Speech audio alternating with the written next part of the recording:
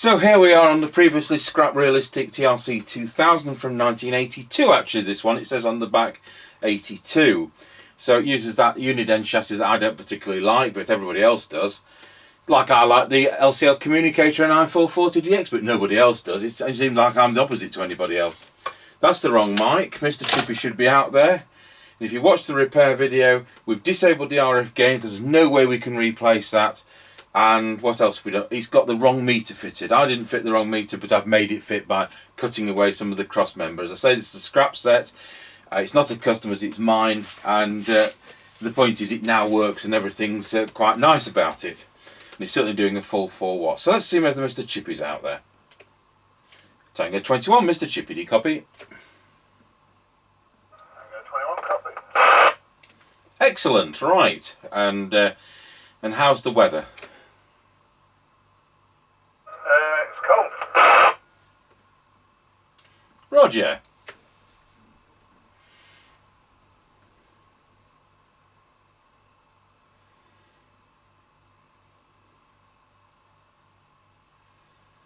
Oh yeah, it's foggy as well.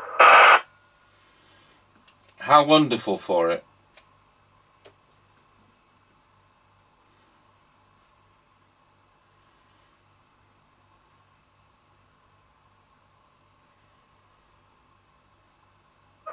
Right, we'll come out for the end of the line. Roger, got you at the end of the lane.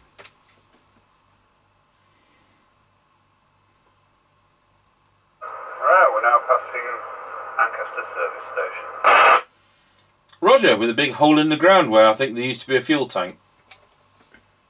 Correct.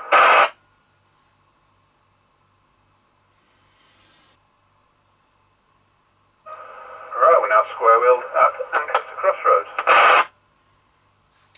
Roger, got you at Ancaster Crossroads.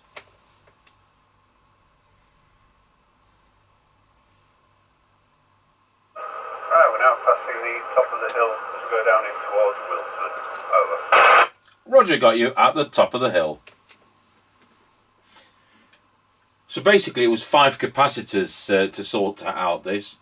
2 in the transmit VCO line, the 220 microfarad ones which usually fail.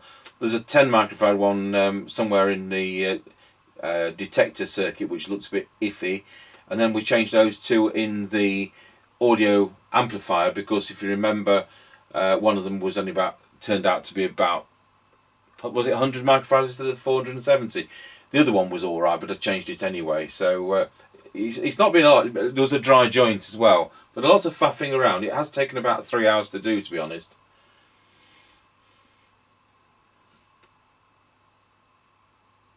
Tango 21 from Mr. Chippie. We're now going round Scratchy Corner, Wilford over.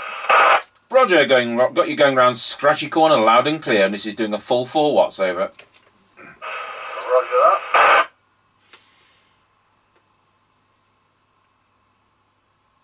Right, we're now going over Wilford Level Crossing.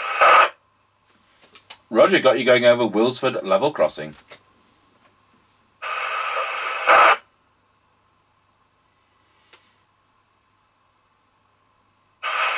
we're now passing the Kelvin. Roger, got you at the Kelby turn.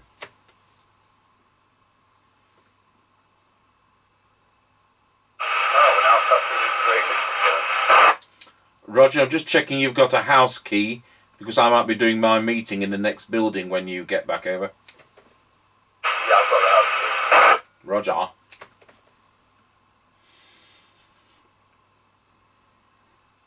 Tango 21 from Mr. Chippie. We're now going over Wilford Level Crossing. Right, Roger, that's fine. Thank you for that, and that concludes the test. Roger that. 10-10. Yeah, 10-10. Okay, well that worked fine. So, yeah, built out of scrap, but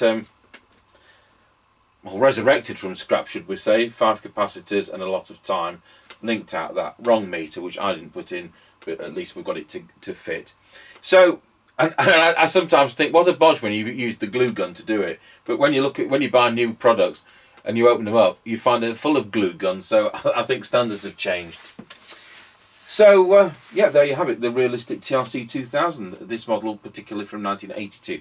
We'll go over to our base station, see what it sounds like, and bearing in mind we've got a replacement mic and these are a bit more trebly than the ones that came with it, so it might well overcome the bassiness of the transmit these normally have.